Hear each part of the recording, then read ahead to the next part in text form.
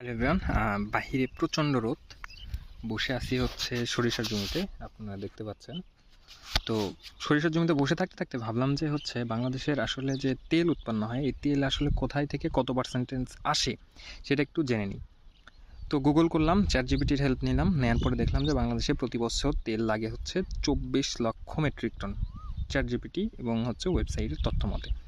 এবং তার মাত্র 3 থেকে 4 লাখ মেট্রিক টন তেল আমরা বাংলাদেশে উৎপন্ন করতে পারি এবং বাকি তেল আমরা আমদানি করি।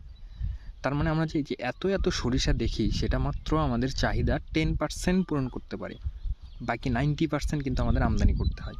বিভিন্ন দেশ যেরকম সয়াবিন, পাম অয়েল, এই তেলগুলো আমদানি করতে হয়। আর তার মধ্যে মাত্র 10% তেল আমরা হচ্ছে আমাদের দেশে উৎপন্ন করতে পারি। এক্ষেত্রে মাঝে মাঝে 10%-এর কমও আসে। তবে সুখের খবর হচ্ছে বা ভালো খবর হচ্ছে যে দেশে তেল যে আবাদ এটা বাড়তেছে দিন দিন।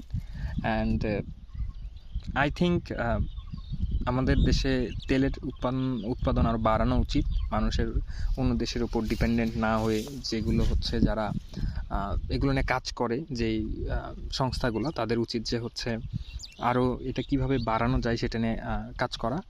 কারণ 90% তেল যখন আমি আমদানি করব, তার মানে আমাদের বিপুল সংখ্যক আমাদের একটা টাকা সেই দিকে চলে যাবে।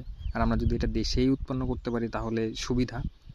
তো অনেক কিছুই আর কি দেখলাম যে আসলে আমরা আসলে যেভাবে ভাবি যে এত তেল আসলে এত সরিষা, অনেকে এইদিকে হচ্ছে আমরা সিরাজগঞ্জের দিকে যদি যাই, এই যে আপনার হচ্ছে আরও কি আছে, চলন বিলের দিকে যদি যাই, তাহলে দেখবো যে হচ্ছে একদম মানে সরিষায় ভরপুর। কিন্তু এই সরিষা বা এই সূর্যমুখী এটা মাত্র আমাদের চাহিদার মাত্র 10%, ম্যাক্সিমাম আর কি 10% পূরণ করতে পারে। বাকি যে যত পার্সেন্টেজ সেটা হচ্ছে আসলে বাইরে থেকে আমদানি করতে হয়। তো অন্যরকম ভিডিও, মাঠে জমিতে বসে ভিডিও করছি, আপলোড হবে ইউটিউবে, ফেসবুকে না।